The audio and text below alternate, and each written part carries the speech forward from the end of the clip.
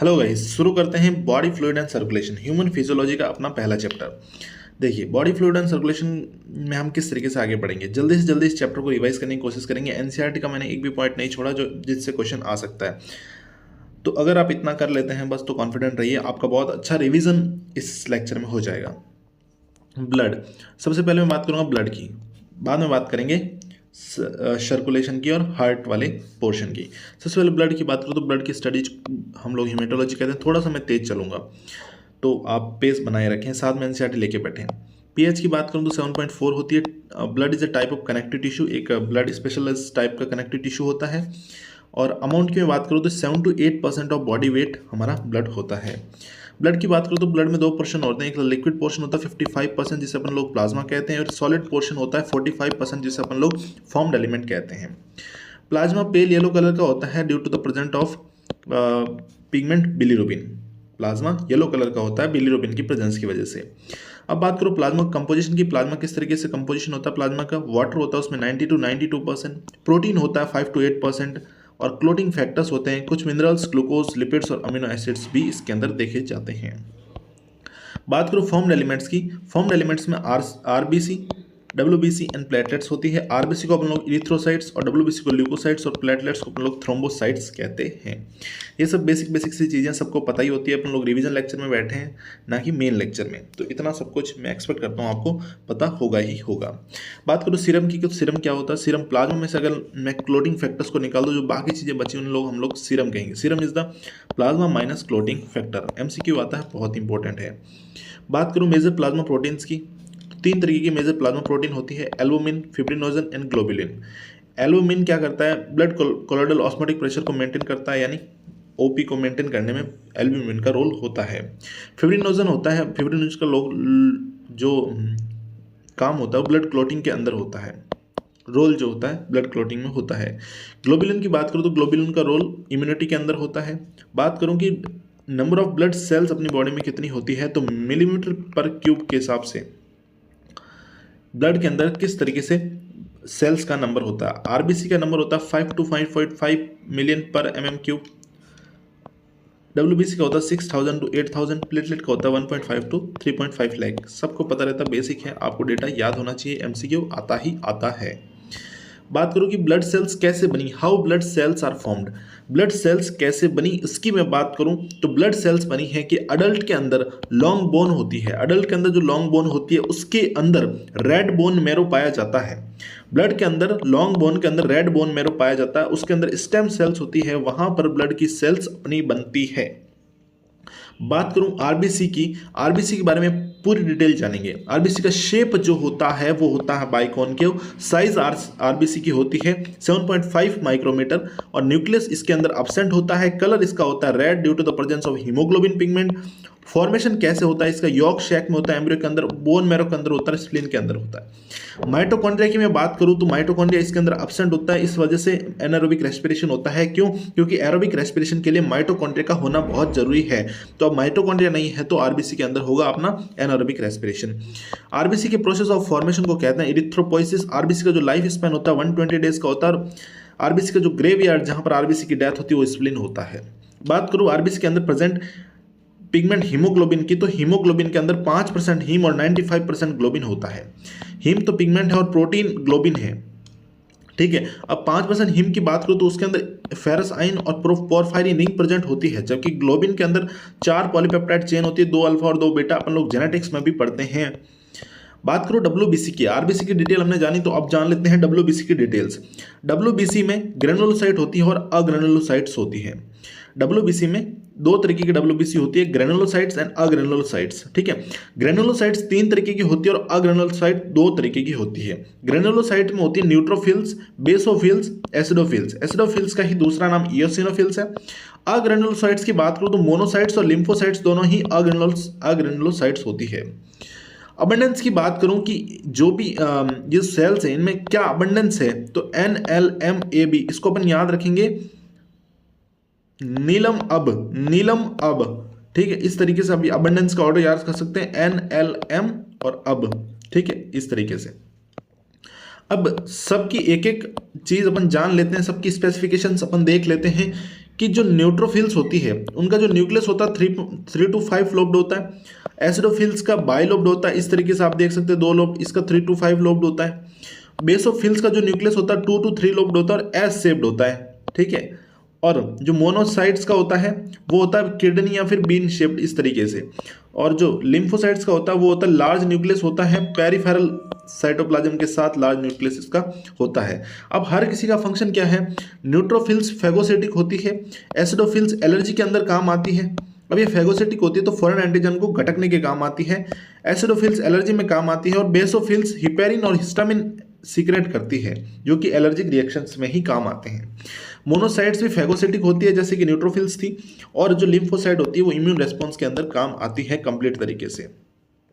बात करूंगा प्लेटलेट्स की। प्लेटलेट्स कैसे बनी, अपने पास मेगा कैरियोसाइट्स नाम के बड़े बड़े शेल होते हैं, उनके अंदर फ्रेगमेंटेशन से प्लेटलेट्स का फॉर्मेशन होता है। प्लेटलेट्स कैसे बनती है, मेगा कैरियोसाइट्स के अंदर फ्रेगमेंटेशन से प्लेटलेट्स बनती है अपने पास। और प्लेटलेट्स का सबसे इंपॉर्टेंट फंक्शन होता है ब्लड की क्लोटिंग। क्या होता है बच्चों, ब्लड की क्लोटिंग। प्लेटलेट्स का फॉर्मेशन का फंक्शन प्लेटलेट्स का फंक्शन होता है ब्लड की क्लॉटिंग। ब्लड की क्लॉटिंग कैसे होती है और क्यों होती है, कंप्लीट देख लेते हैं। ब्लड की क्लॉटिंग कैसे होगी, सबसे पहले मेरे पास वाउंड हुआ, इंजरी हुई। इंजरी क्या कॉज करेगी, प्लेटलेट्स को एक्टिव करेगी। प्लेटलेट्स को इंजरी ने एक्टिव किया, अब प्लेटलेट्स कैस्केड प्रोसेस से थ्रोम्बोकाइनेज एंजाइम का फॉर्मेशन करेगी। प्लेटलेट्स एक्टिव हो गई, अब उन्होंने कैस्केड प्रोसेस से थ्रोम्बोकाइनेज एक्टिव हार्मोन मतलब एंजाइम का फॉर्मेशन किया।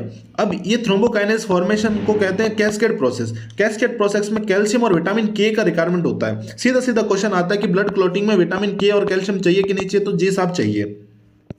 अब ये थ्रोम्बोकाइनेज प्रोथ्रोम्बिन पर एक्ट करता है और थ्रोम्बिन में कन्वर्ट कर देता है, ठीक है। अब ये थ्रोम्बिन क्या करता है, फिब्रिनोजन को फिब्रिन में कन्वर्ट कर देता है, और ये फिब्रिन क्लॉट का फॉर्मेशन कर देता है कुछ formed elements, dead formed elements को ट्रैप करके। जैसे व्हाट इज क्लॉट, हम क्लॉटिंग में क्लॉट ही तो बनाते हैं। क्लॉट क्या होता है, found mainly network of threads called fibrins. जो फिब्रिन होता है उनका नेटवर्क होता है जिसमें डेड फॉर्म्ड एलिमेंट को ट्रैप कर देते हैं।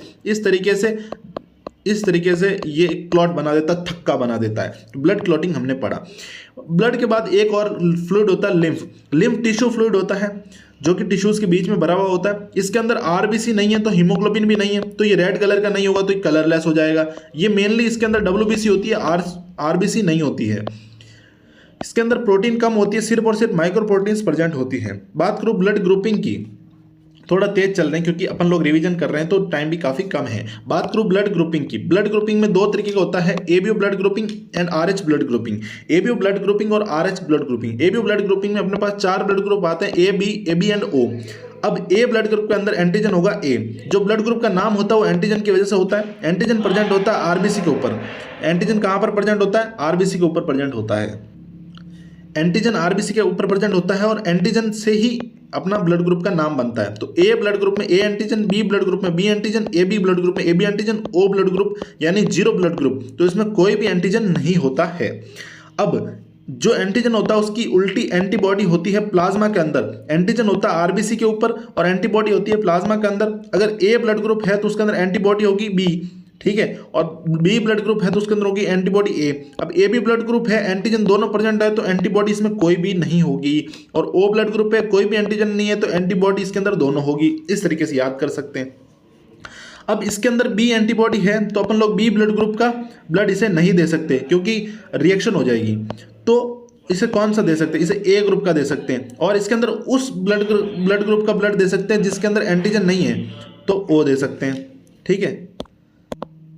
अगर बी ब्लड ग्रुप अपने पास है तो उसके ऊपर एंटीजन बी है तो एंटीबॉडी सिर्फ ए है। अब ए एंटीबॉडी है तो ए ब्लड ग्रुप वाला ब्लड इसे नहीं दे सकते तो बी दे सकते हैं, और वो दे सकते हैं जिसके पास एंटीजन नहीं है तो बीओ, एओ बीओ। ओ एक ऐसा ब्लड ग्रुप है जिससे सिर्फ हम ओ का दे सकते हैं, ए और बी दोनों का ही नहीं दे सकते क्योंकि इसके अंदर दोनों एंटीबॉडीज प्रेजेंट होती है। इस तरीके से आप ब्लड ग्रुपिंग याद कर सकते हैं। बात करेंगे यूनिवर्सल डोनर की तो ओ होता है कि उसके अंदर कोई भी एंटीजन नहीं है तो इसको अपन किसी को भी दे सकते हैं, किसी भी एंटीबॉडी के साथ ये रिएक्शन नहीं करेगा। यूनिवर्सल रिसिपिएंट ए भी होता है क्योंकि इसके अंदर कोई भी एंटीबॉडी नहीं होती है तो कोई भी एंटीजन आ सकता है बॉडी के अंदर, इस वजह से इसे यूनिवर्सल रिसिपिएंट भी कहते हैं। बात करूँ आरएच ब्लड ग्रुपिंग की तो आरएच पॉजिटिव होता है अगर आरएच एंटीजन प्रेजेंट है तो आरएच पॉजिटिव, और आरएच एंटीजन एब्सेंट है तो आरएच नेगेटिव। बस आपके काम का इतना ही है, इतना ही ध्यान रखें। बहुत इंपॉर्टेंट टॉपिक आता है इरिथ्रोब्लास्टोसिस फेटलिस। इरिथ्रोब्लास्टोसिस फेटलिस क्या होता है, मदर है आरएच नेगेटिव और पहला बेबी हुआ RH पॉजिटिव। अब पहला बेबी RH पॉजिटिव हो गया तो ड्यूरिंग फर्स्ट बेबी की डिलीवरी RH एंटीजन क्या करता है, फीटस ब्लड से ट्रांसफर होकर मदर्स के ब्लड में चला जाता है। अब मदर के ब्लड में RH पॉजिटिव चला गया, मदर तो RH नेगेटिव थी तो उसके अंदर एंटीबॉडी एब्सेंट थी। अब मदर के अंदर ये चला गया, अब जैसे ही मदर के अंदर गया RH पॉजिटिव ब्लड तो मदर के ब्लड ने उसके खिलाफ एंटीबॉडीज बना दी, तो mother's blood start preparing antibodies against RH positive antigen. अब RH पॉजिटिव के खिलाफ मदर ने एंटीबॉडीज बना दी। अब जैसे ही दूसरा बेबी RH पॉजिटिव हुआ तो during second pregnancy mother blood leak करेगा फिटस के अंदर, और उसमें अपन लोग इरिथ्रोब्लास्टोसिस फिटलिस कहेंगे, क्योंकि जो भी RH एंटीबॉडीज थी वो फिटस के अंदर जाएगी और उसके RH पॉजिटिव एंटीजन के साथ रिएक्शन करेगी और फिटल आरबीसीज का डिस्ट्रक्शन कर देगी। इससे एनीमिया और जॉन्डिस हो जाएगा फिटस में। तो इसका अपन क्या इलाज कर सकते हैं, तो इसका अपन करेंगे use RH antibodies after first delivery. इस तरीके से अपन लोग इसका ट्रीटमेंट कर सकते हैं इरिथ्रोब्लास्टोसिस फिटलिस का। बहुत इंपॉर्टेंट टॉपिक, क्वेश्चन आता ही आता है। बात करो ह्यूमन सर्कुलेटरी सिस्टम की, ठीक है। अब बात करेंगे ह्यूमन सर्कुलेटरी सिस्टम की। ब्लड के बारे में अपन ने बात कर ली। अपन इस चैप्टर में ब्लड, हार्ट और ब्लड वेसल्स के बारे में बात करेंगे। ब्लड के बारे में बात कर ली, हार्ट और ब्लड वेसल्स की बात करते हैं। ह्यूमन हार्ट मेसोडर्मल ओरिजिन में होता है, क्लेंस्ड फिस्ट, एक मुट्ठी साइज का होता है, क्लेंस्ड फिस्ट साइज का होता है। 300 ग्राम का इसका वेट होता है। थोरेसिक कैविटी के अंदर ये लोकेटेड होता है। इस तरीके से अपना हार्ट होता है। हार्ट के चारों तरफ एक कवरिंग होती है, डबल लेयर्ड वॉल होती है, बैग होता है जिसे अपन लोग पेरिकार्डियम कहते हैं, जो कि प्रोटेक्शन में काम आता है। जबकि इसके बीच में जो फ्लूइड भरा होता है उसे पेरिकार्डियल फ्लूइड कहते हैं, जो कि फ्रिक्शन को रिड्यूस करने के काम आता है। सर्कुलेटरी पाथवेज की बात करूं तो दो तरीके के सर्कुलेटरी पाथवेज हो गए, ओपन और क्लोज। एक तो हो गया ओपन, जो कि डायरेक्टली ओपन स्पेसेस के अंदर ब्लड को छोड़ेगा। क्लोज्ड जो कि बिल्कुल पाइप टू टाइप कनेक्टेड होता है। ओपन क्या होता है, network of blood vessels absent, इसमें network of blood vessel present. इसमें ओपन स्पेसेस या साइनसेस में ब्लड जाता है और इसमें ब्लड वेसल्स के अंदर जाता है। इसका एग्जाम्पल हो गया ऑर्थ्रोपोडा और मोलस्का। आप सीधा याद रखें कि हेमिकोडेटा, इकानोडर्मेटा, मोलस्का और ऑर्थ्रोपोडा, ये चार इसके ओपन के हैं, बाकी सारे के अंदर क्लोज सर्कुलेटरी सिस्टम आपको देखने को मिलेगा। बात करेंगे डबल सर्कुलेशन। डबल सर्कुलेशन को आगे पे डिटेल में बताता हूँ, अभी थोड़ा सा आगे मैंने अच्छे से लिख के लाया हूँ उसको, तो अभी रहने देते हैं। दोनों ही डबल सर्कुलेशन और आर्टरी और वेन दोनों के बारे में मैं आगे बात करूंगा। बात करूंगा चैम्बर्स ऑफ हार्ट की। हार्ट के अंदर कितने चैम्बर होते हैं, तो फीसेस के अंदर 2 चैम्बर्ड हार्ट पाया जाता है, सिंगल सर्कुलेशन होता है। अगर 2 चैम्बर्ड हार्ट है तो सिर्फ एक सर्कुलेशन होगा, सिंगल सर्कुलेशन। एक एट्रिया और एक वेंट्रिकल होता है डबल चैम्बर्ड हार्ट में। एम्फीबियन और रेप्टाइल्स की बात करें तो उनके अंदर 3 चैम्बर्ड हार्ट होता है, लेकिन एक एक्सेप्शन इसके अंदर आता है, क्रोकोडाइल। क्रोकोडाइल एक्सेप्शन आप जरूर याद करें, मैं फास्ट बता रहा हूं, आप चीजों को याद करते चलें साथ के साथ। एम्फीबियन और रेप्टाइल के अंदर 3 चैम्बर्ड हार्ट होता है, जिनके अंदर इनकम्प्लीट डबल सर्कुलेशन होता है। मतलब पहले जैसे ये 3 होंगे, 2 एट्रिया और 1 वेंट्रिकल होगा, इसमें पहले तो डबल सर्कुलेशन होता है, बाद में ये सर्कुलेशन सिंगल में कन्वर्ट हो जाता है, इसलिए इसको इनकम्प्लीट डबल सर्कुलेशन अपन लोग कहते हैं। मैमल्स और बर्ड की बात करूं तो क्रोकोडाइल के साथ इनमें 4 चैम्बर्ड हार्ट होता है। क्रोकोडाइल के अंदर भी 4 चैम्बर्ड हार्ट, जिसमें कंप्लीट डबल सर्कुलेशन प्रेजेंट होता है। 2 एट्रिया और 2 वेंट्रिकल, 2 एट्रिया और 2 वेंट्रिकल होते हैं, तो इधर सिस्टमिक सर्कुलेशन और इधर पल्मोनरी सर्कुलेशन चलता रहता है। चलिए अब बात करते हैं ह्यूमन हार्ट की। ह्यूमन हार्ट मायोजेनिक होता है। मायोजेनिक क्या होता है अभी बताता हूं। मेसोडर्मल इन ओरिजिन होता है, मैंने आपको पहले ही बता दिया। अब ह्यूमन हार्ट को अच्छे से मैं आपको एक्सप्लेन कर देता हूं। देखो ये एक ह्यूमन हार्ट है, ठीक है, 4 चैम्बर्ड है, 1 2 3 4। इसमें चेंज कर देता कलर, थोड़ा सा इसमें कलर चेंज करो।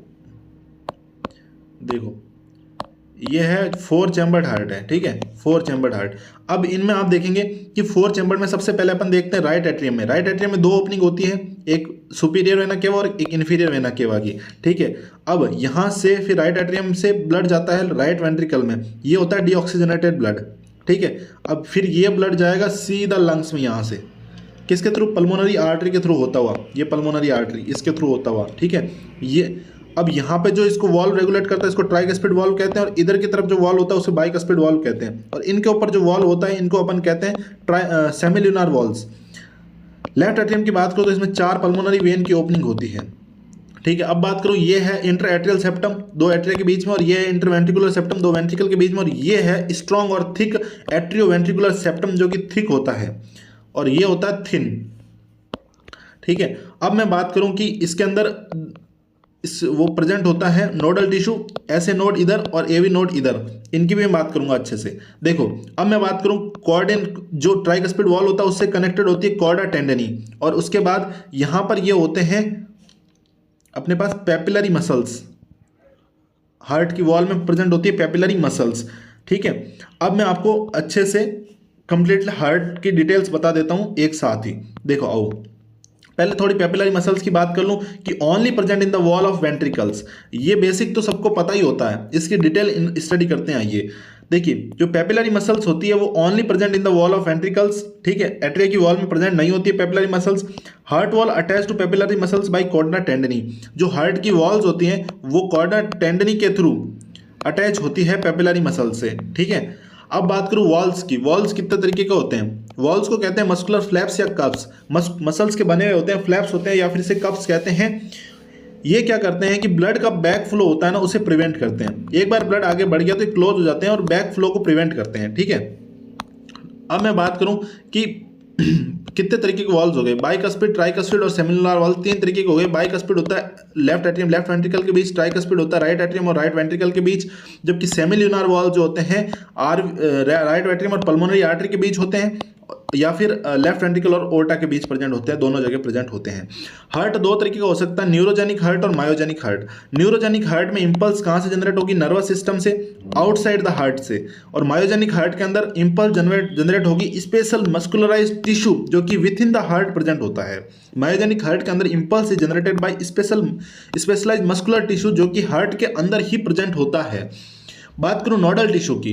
नोडल टिश्यू की मैं बात करूं तो इंपल्स कंडक्शन इन हार्ट किसके अंदर होता है? नोडल टिश्यू के अंदर ही होता है। सबसे पहले ऐसे नोड के पास सिग्नल जाता है, ऐसे नोड से एवी नोड के पास जाता है, एवी नोड से एवी बंडल यानी बंडल ऑफ हिस के अंदर जाता है, उसके बाद जाता है सिग्नल पर्किंजे फाइबर्स के अंदर।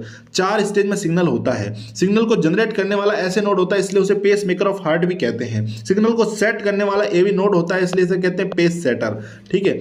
आइए डिटेल में बात करते हैं। वाल्व्स की मैंने आपके सामने बात कर ली। हार्ट बीट के कंडक्शन की बात चल रही थी अपनी। हार्ट बीट के कंडक्शन की बात करूं तो स्पेशलाइज्ड कार्डियक मसल के थ्रू होता है, जिसे हम लोग नोडल टिश्यू कहते हैं।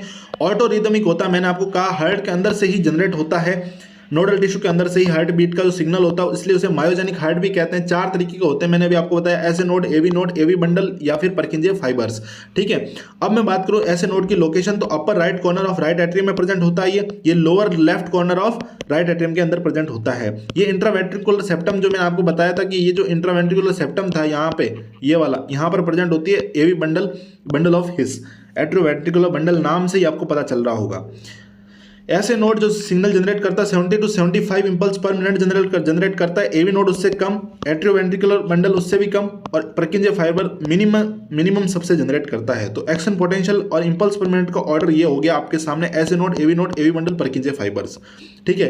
पेस मेकर है SA node responsible for rhythmic contraction of heart. Rhythmic contraction of heart के लिए सबसे ज्यादा रेस्पॉन्सिबल होता है अपना ऐसे नोड, पेस मेकर। अगर ऐसे नोड में कुछ होता है then AV node is the pacemaker, इसलिए इसे पेस सेटर भी कहते हैं।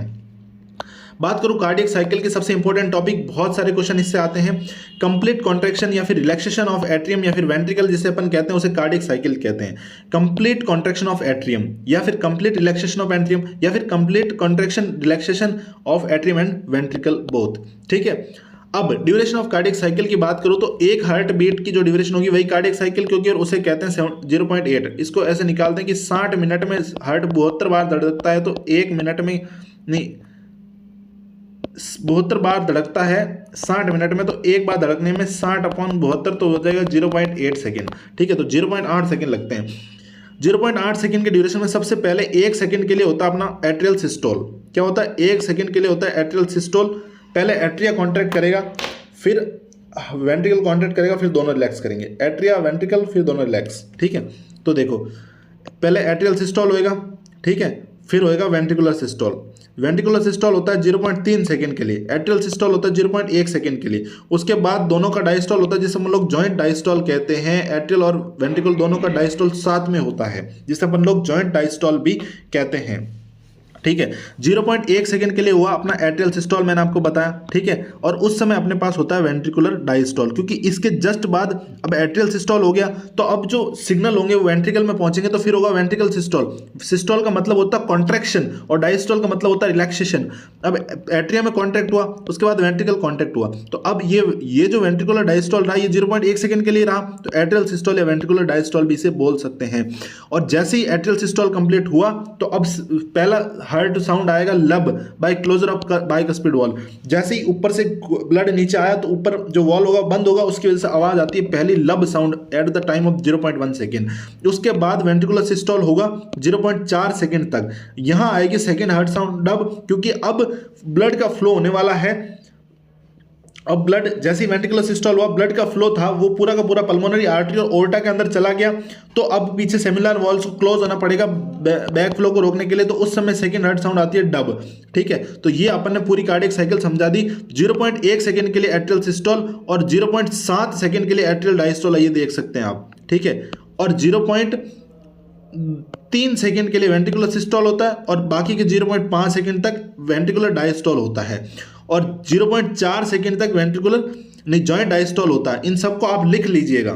ठीक है, अब चलते हैं कि एंड ऑफ जॉइंट डायस्टोल, कि जब जॉइंट डायस्टोल एंड होता है तो 70% वेंट्रिकल्स फिल्ड मिलते हैं अपने को बाय पैसिव फिलिंग। ठीक है, जॉइंट डायस्टोल होगा तो ऊपर से भी भरेगा नीचे से भी भरेगा, तो पैसिव फिलिंग होगी। और एट्रियल सिस्टोल से, एट्रिया के दबने से एक्टिव फिलिंग होती है 30% वेंट्रिकल्स की। ठीक है, अब हार्ट साउंड की बात करते हैं। हार्ट साउंड दो तरीके की होती है, first heart sound and second heart sound.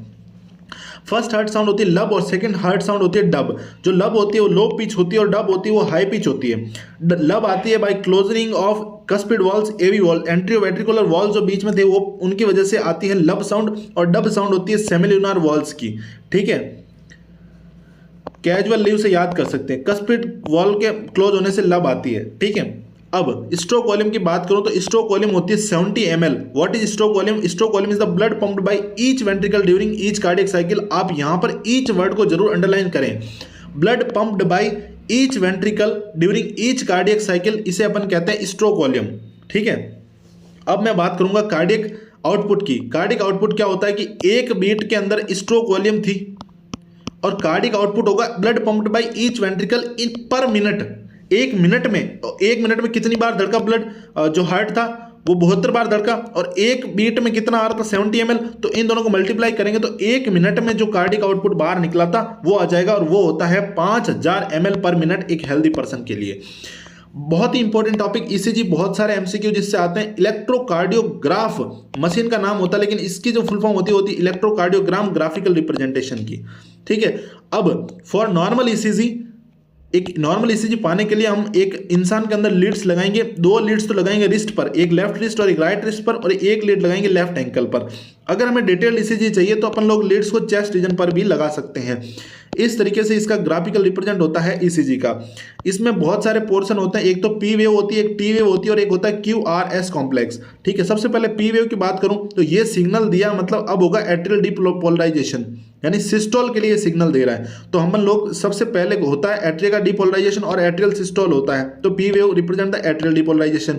QRS complex क्या रिप्रेजेंट करता है? Ventricular depolarisation. अब वेंट्रिकल का कॉन्ट्रैक्ट होना है तो वेंट्रिकुलर डीपोलराइजेशन को रिप्रेजेंट करेगा QRS कॉम्प्लेक्स। ठीक है, क्यू क्या रिप्रेजेंट करता है? बिगिनिंग ऑफ सिस्टोल, किसकी? वेंट्रिकुलर सिस्टोल की बिगिनिंग को क्यू रिप्रेजेंट करता है। टी क्या रिप्रेजेंट करता है? Repolarisation of ventricles. दोनों का जो जॉइंट डायस्टोल होता है वो टी वेव की वजह से ही होता है, और जैसे ही टी वेव एंड हुई, end of T wave represent the end of systole.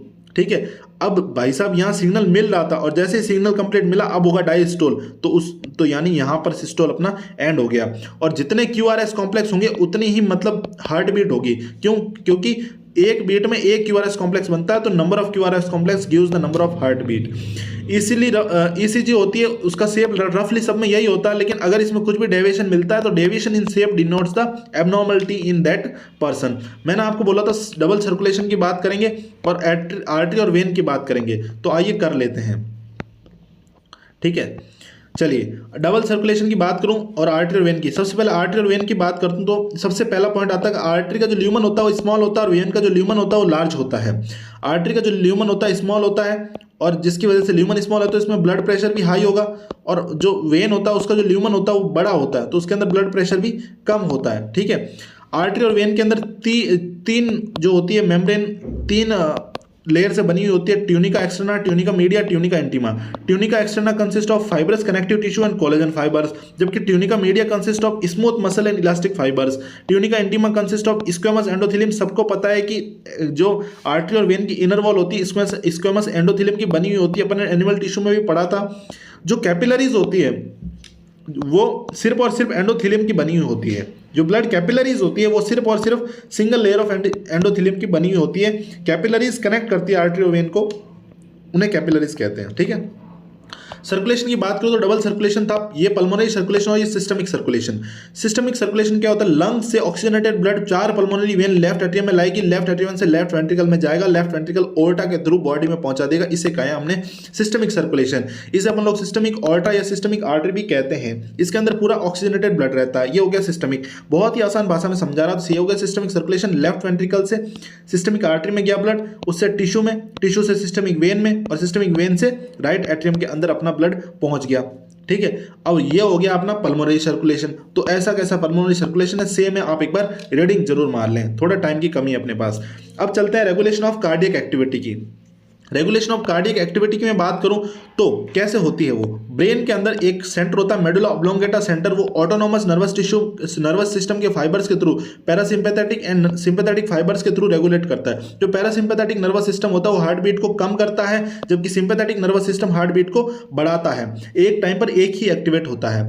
Heart beat कम है तो एक्शन पोटेंशियल की स्पीड कम है, इसलिए तो हार्ट बीट कम है, तो यानी parasympathetic system causes the heart beat rate slow, action potential की स्पीड स्लो, तो यानी कुल मिला के कार्डियक आउटपुट को कम करता है पैरासिम्पैथेटिक नर्वस सिस्टम, और सिंपैथेटिक नर्वस सिस्टम उसका उल्टा कार्डियक आउटपुट को बढ़ाता है। चलिए बात करते कुछ इंपॉर्टेंट पॉइंट्स की। Normal heart activity regulated intrinsically, ये तो पता ही है, ये अससन और रीजन में भी आ सकता है। That means heart is auto regulated by nodal tissue, hence heart is myogenic, मैंने आपको बता दिया है। ठीक है, हिपोटिक पोर्टल सिस्टम क्या होता है, what is hepatic portal system? Hepatic portal system होता है वेस्कुलर कनेक्शन डाइजेस्टिव ट्रैक्ट और लिवर के बीच में। हर एक आर्टरी अपना ब्लड लेके आती है, आर्टरी तो हार्ट से दूर ले जाती है और वेन लाती है पास में, लेकिन ये जो हिपेटिक पोर्टल वेन है ये हार्ट के पास ब्लड नहीं ले जाती, ये इंटेस्टाइन से सीधा लिवर में ले जाती है, तो इसे हिपेटिक पोर्टल सिस्टम कहा गया है। Hepatic portal vein carries blood from intestine to liver before it deliver to the systemic circulation. ठीक है, अब सर्कुलेटरी सिस्टम के कुछ डिसऑर्डर की बात कर लेते हैं। कितने डिसऑर्डर अपने पास दिए हुए हैं, 5 से 6 डिसऑर्डर हैं। देखिए सबसे पहला हाइपरटेंशन की बात करें, यानी हाई ब्लड प्रेशर। वैसे तो नॉर्मल ब्लड प्रेशर 120/80 होता है। 120 mmHg जो होता है वो सिस्टोलिक ब्लड प्रेशर होता है, सिस्टोलिक ब्लड प्रेशर, उसे पंपिंग प्रेशर भी कहते हैं। जबकि 80 mmHg जो होता है कम, वो होता है वो रेस्टिंग प्रेशर होगा, रेस्ट पे प्रेशर कम ही होगा, तो जो रेस्टिंग प्रेशर होता है वो कम होता है 80 mmHg, और उसे डायस्टोलिक ब्लड प्रेशर भी कहते हैं। अगर ब्लड का प्रेशर 140/80 से ज्यादा है तो उसे हाई ब्लड प्रेशर कहेंगे, और उस कंडीशन को हाइपरटेंशन कहेंगे। ये हमारी ब्रेन, हार्ट और किडनी को अफेक्ट करेगा, यानी BHK को 2 BHK 3 BHK वैसा होता है ना, तो BHK को अफेक्ट करेगा अपना हाइपरटेंशन। बात करें कोरोनरी आर्टरी डिजीज या फिर एथेरोस्क्लेरोसिस की। एथेरोस्क्लेरोसिस क्या होता है कि कोरोनरी आर्टरी डिजीज क्या करता है, वेसल्स को अफेक्ट करता है, जो कि हार्ट की मसल्स को ब्लड सप्लाई करती है। हार्ट की मसल काम करती है, उनको भी तो खून चाहिए ना, उनको जो ब्लड सप्लाई करती है उन वेसल्स को कार्डियक जो कोरोनरी आर्टरी डिजीज वो अफेक्ट करती है। ये किसकी वजह से होता है, उन जो वेसल्स में है डिपोजिशन होता है कैल्शियम, फैट्स, कोलेस्ट्रॉल और फाइब्रस टिश्यू का, इसलिए कहते हैं घी कम खाना चाहिए, हार्ट अटैक के चांस ज्यादा रहते हैं। ये क्या करती है कि आर्टरी की ल्यूमन को नैरो कर देती है। वैसे ही आर्टरी का ल्यूमन नैरो होता है, और ज्यादा नैरो कर दिया तो ब्लड प्रेशर बढ़ के हार्ट मसल काम करना बंद कर देती है। बात करते हैं एंजाइना पेक्टोरिस की। Angina pectoris is the acute chest pain because of no enough oxygen supply to the heart muscles. अब हार्ट की मसल्स के पास इनफ ऑक्सीजन सप्लाई नहीं है, तो हार्ट की मसल काम नहीं कर पा रही, तो उसकी वजह से एक्यूट चेस्ट पेन होने लग गया, और उसी कंडीशन को अपन ने बोला एंजाइना पेक्टोरिस। ये क्या मैन और वुमेन में, किसी भी एज की मैन और वुमेन के अंदर हो सकता है, क्योंकि ऑक्सीजन की कमी किसी के अंदर भी हो सकती है, पर कॉमन ये होता है मिडिल एज या फिर एल्डर पर्सन के अंदर। एक आता है हार्ट फेलियर, एक आता है हार्ट अटैक। ठीक है, हार्ट फेलियर क्या होता है कि हार्ट ब्लड को पंप नहीं कर पा रहा, unable to pump the blood effectively. इसी को अपन लोग कंजेस्टिव हार्ट फेलियर भी बोलते हैं, बिकॉज इसमें क्या होता है लंग्स का कंजेशन हो जाता है। ठीक है, इनके अंदर जो मेन सिम्टम होता है हार्ट फेलियर का वो होता है कंजेशन ऑफ लंग्स, इसकी वजह से कंजेस्टिव हार्ट फेलियर भी अपन लोग कहते हैं। बात करूं हार्ट अटैक की, तो heart muscle suddenly damaged bye इनएडिक्वेट blood supply.